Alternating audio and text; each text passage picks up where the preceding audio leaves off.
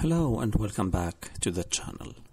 It seems like Epic Games is not going to give up anytime soon about their exclusivity deals.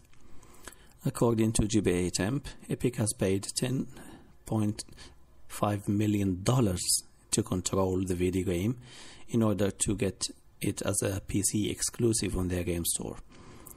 We have always been wondering how much Epic has been paying game developers and publishers to secure exclusivity on their store. With this news here, it seems like Epic is paying a lot of money to those games in their store.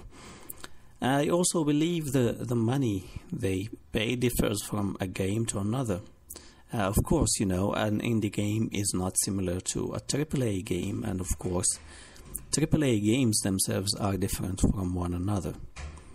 Obviously, a game like Control is not like Borderlands 3. Borderlands 3 is a very known game with a much bigger audience, and to secure an exclusivity deal with Borderlands 3, I think it did take them a lot more than these $10.5 million they gave to Control.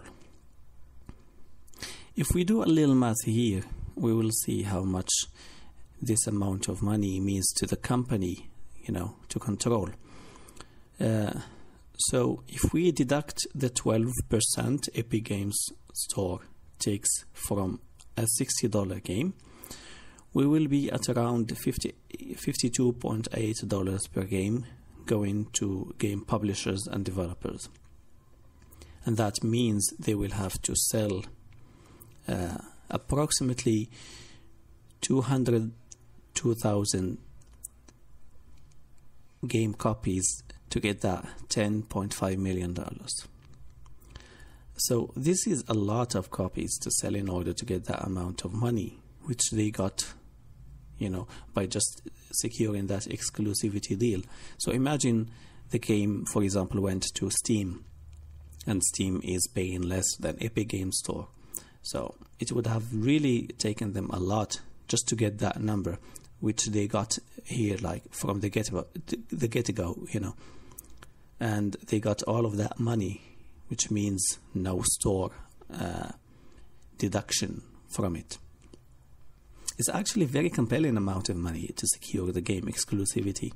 And at the end of the day, every game developer and publisher is about making money, of course. And they have to get back the money they spent in developing the game. And, you know, for a game as good as Control, it's a very good deal for them because they will sell copies and they will get even more money. But what is ironic again is that Epic didn't spend even a little fraction of that money into making a good game store with good UI, good customer service, and all what it takes to have a good game store. Instead, they're just being lazy and spending the money they got from Fortnite into securing exclusivity deals. Gamers are very angry because of the low quality store and now because of exclusivity deals that make people forced to buy the game they want from the store they don't want to use. I think, you know, doing this is very wrong because Epic is not trying to grow up like, you know, normally, like any other game store has grown up normally. No, they're just trying to grow up fast, and they're trying to be a big player in the PC distribution market, but they're doing it in the wrong way. And I think they should just try to put a little more effort and a little more money to make a good store in order for them to be more compelling. Otherwise, they would just incur more hate from gamers. And we don't know whether this is going to serve them or not.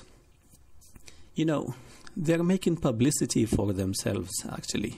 They say, publicity is good publicity. And that's actually true in this case, because everyone is talking about them, whether they are good or bad. Everyone is talking about them, about their exclusivity deals, and about what they do. So it's really here a kind of really mixed feelings. They're trying to be the bad boy to gain, attraction and attention. But I don't think this is going to work. Maybe they have a lot of money. It might work for them for a little while, but if they don't change their policies and if they don't step up their game, it's never going to work for them. Anyway, this was it. I hope you enjoyed the video. If you did, please don't forget to like and subscribe. Leave a comment about what you feel about this, and I will talk to you again soon. Have a good one.